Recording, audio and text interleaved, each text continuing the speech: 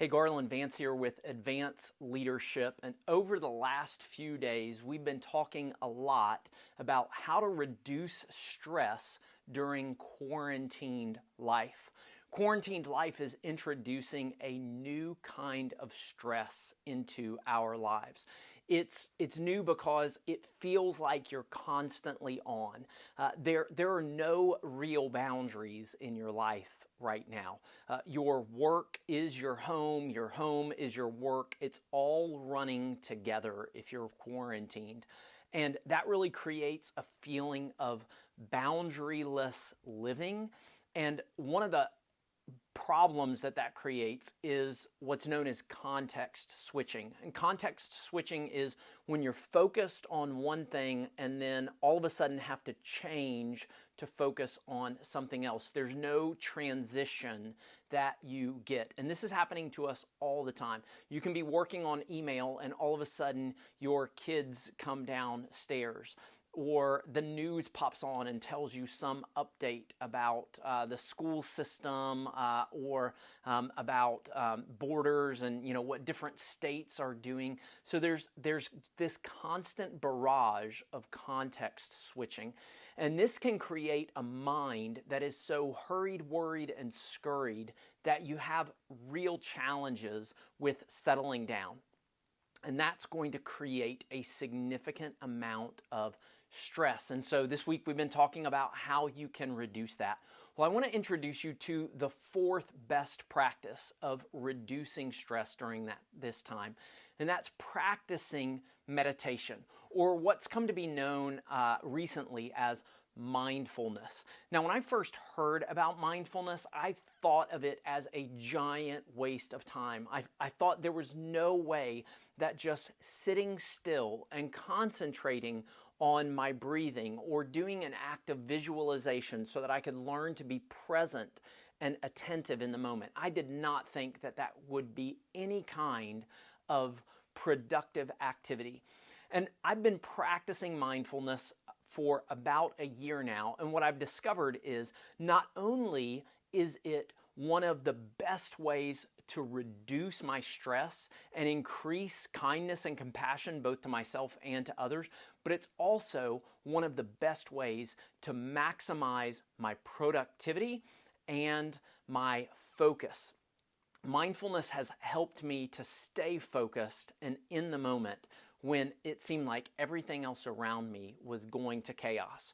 So below this, you're going to find a link for Headspace. I don't get any kickback from this. This is just a tool that I have found so helpful. So Headspace walks you through how to practice mindfulness. I found several of these to be really helpful. The one on reducing anxiety, there's one on reducing stress, there's one that I'm just finishing up for the second time on increasing kindness and compassion.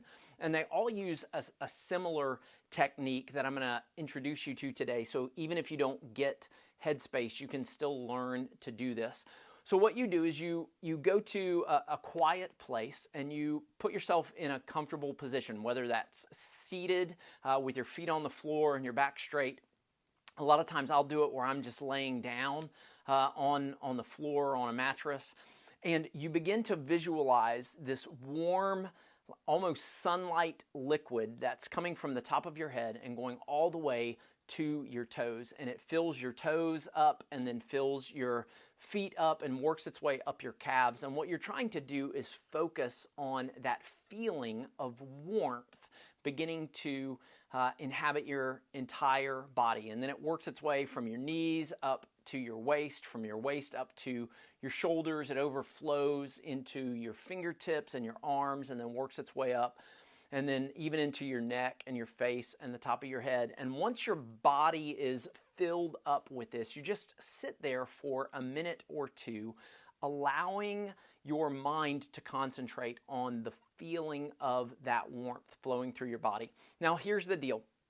You're going to get distracted. It happens all the time. It happens to the best mindfulness people in the world. You get distracted. You start thinking of something else. But instead of beating yourself up over that, you just bring your attention back to the sense that this warmth is filling up your body.